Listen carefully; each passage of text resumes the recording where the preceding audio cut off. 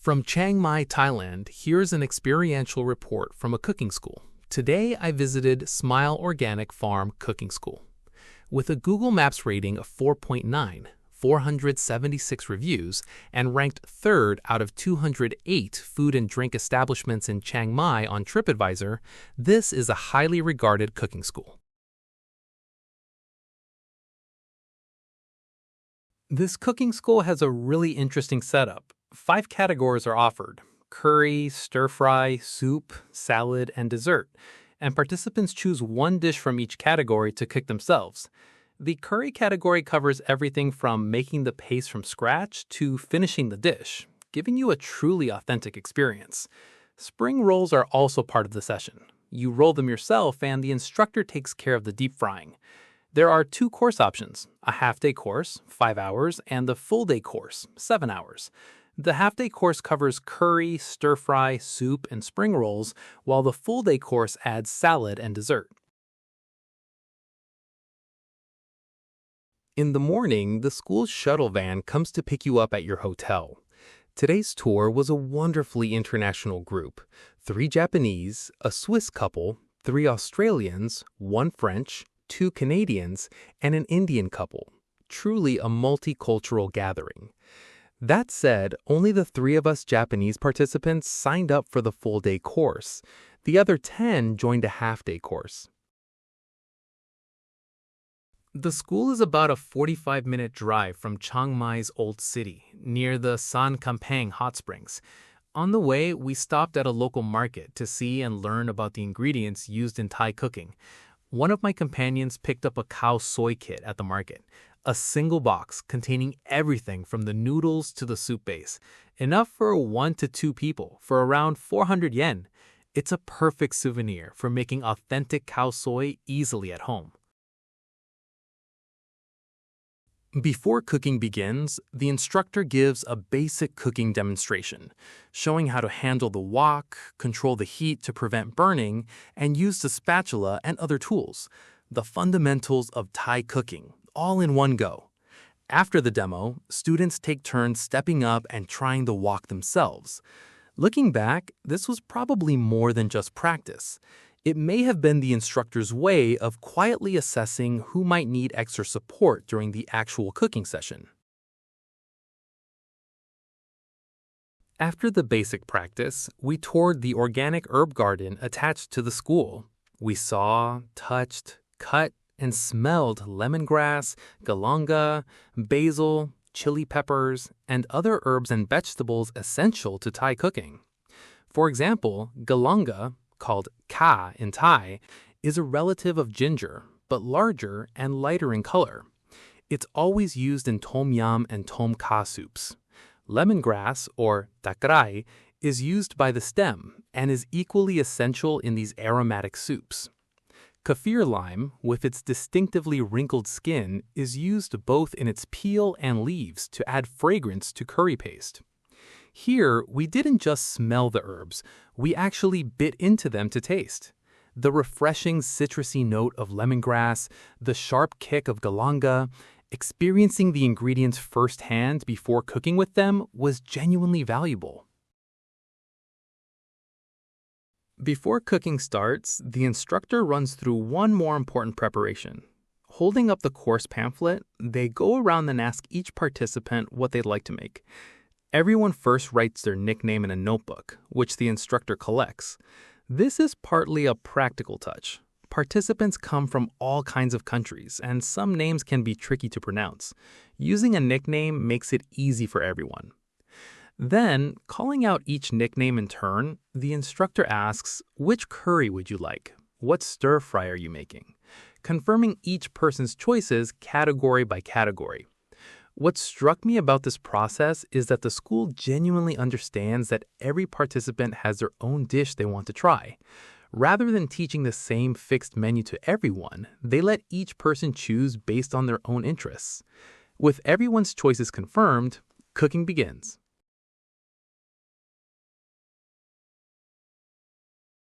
Now it's time for the actual cooking. No culinary expertise required.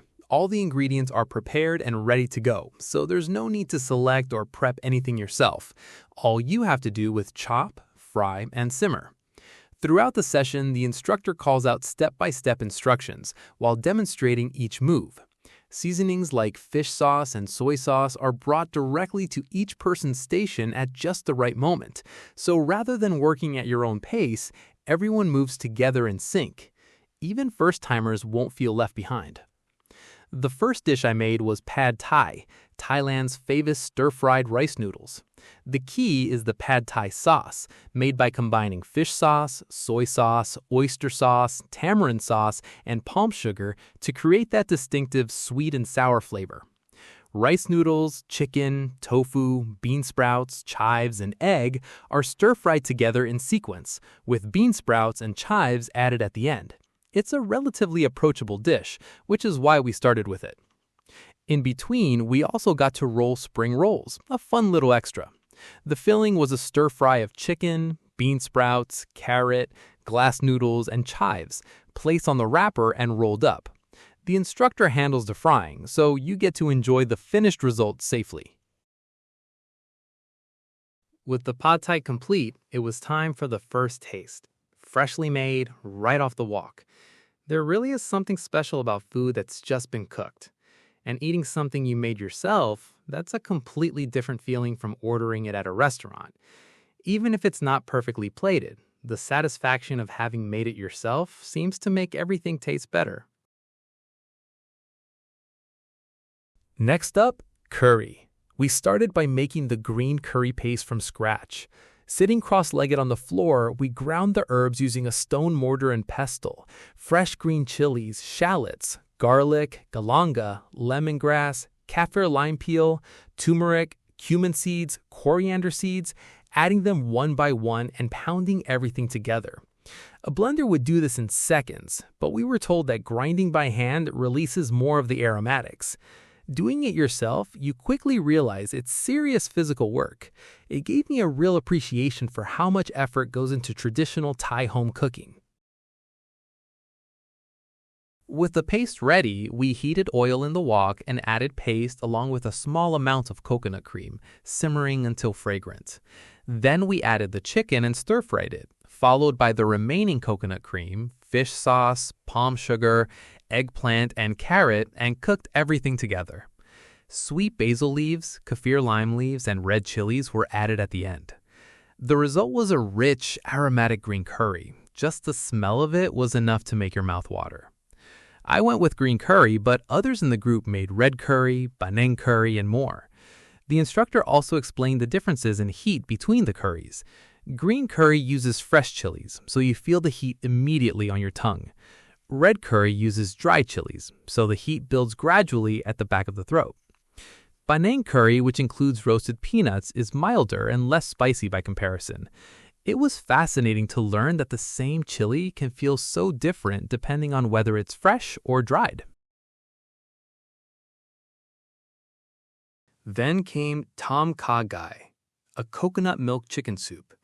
Chicken, mushrooms, tomatoes, lemongrass, kaffir lime leaves, and galanga are simmered together in water and coconut milk, then seasoned with fish sauce and lime juice. Here, I had a realization about Thai cooking that I never would have understood without making it myself. The lemongrass and kaffir lime leaves are added purely for fragrance. You don't actually eat them. As a Japanese person, I'd always assumed everything in a dish was meant to be eaten. But Thai cooking makes extensive use of aromatic ingredients that are there only to infuse flavor and scent. Lemongrass, for example, adds a fresh, citrusy aroma, not sourness. The sourness actually comes from the lime juice added at the end. The balance of spice, acidity, and the smooth richness of coconut milk is something uniquely Thai, and it left a strong impression. With the green curry, Tom Kha Gai, and spring rolls finished, it was time for lunch. The half-day course participants wrapped up here and headed back to their hotels. With a proper break built into the schedule, it was natural for students who had never met before to start chatting. Where are you from? How long are you in Thailand? Conversations like this sprung up all around, and the social side of the experience turned out to be just as enjoyable as the cooking itself. One of the Japanese participants mentioned that they'd been studying English online, and this was exactly the kind of opportunity they'd been hoping for, a real environment to actually use the language. They were actively chatting with participants from all over the world. There's a big difference between studying a language in a classroom and actually putting it to use with real people. Everyone who comes to Thailand is here to create good memories and meet new people. But when you're traveling alone or as a couple, it can be hard to strike up conversations with strangers. A cooking class creates a natural common ground. Working together on the same tasks makes it easy for conversations to flow. That social value is something I felt very strongly about this experience. The three of us on the full-day course continued into the afternoon with two more dishes. First, som tam, green papaya salad. Shredded green papaya and carrot are pounded lightly in a mortar with garlic, chili, tomato, palm sugar, fish sauce, and lime juice, then topped with roasted peanuts. The combination of spicy, sour, and sweet all at once is quintessentially Thai. Last up was mango sticky rice. The mango was pre-cut and ready, and we simply simmered coconut cream with palm sugar and salt, then poured it over the steamed sticky rice and arranged the mango slices alongside. Compared to the morning session, the two afternoon dishes were noticeably simpler. Where the morning involved grinding curry paste from scratch, the afternoon felt more like finishing touches. That's an honest observation worth sharing if you're deciding between course options. We tasted the salad and dessert, bringing our total to 5 dishes for the day. By this point, the sheer volume of food was overwhelming. We couldn't finish everything, so we packed up the rest to take home. Takeaway is completely fine, so don't worry. Looking back honestly, the half-day course probably would have been enough.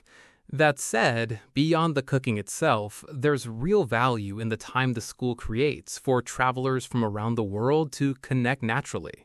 The market tour, the herb garden, curry, stir-fries, soup, and spring rolls, that's already a very full experience, and the food quantity is more than satisfying. The full-day course is better suited for those who really want to go deep into Thai cooking, or who specifically want to make salad and dessert. One thing to keep in mind, many of the herbs and seasonings used here, lemongrass, galanga, kaffir lime, can be difficult to find back home. Rather than thinking of this as learning recipes to recreate at home, it might be more rewarding to approach it as understanding Thai cooking while you're in Thailand. The experience itself is a takeaway. One more thing worth mentioning, a staff member was taking photos throughout the session. According to the instructor, filling out a survey afterward gets you those photos along with the recipe. The school's website also has a 36-page recipe book available, so reading through that afterward is a great way to deepen your understanding of everything you learned. The half-day course is 900 baht, and the full-day course is 1,200 baht. Free pickup and drop-off is available within a 3-kilometer radius of Chiang Mai's Old City. I booked through a local travel agency in town, but you can also book directly through the school's website. Check the description box below for the link.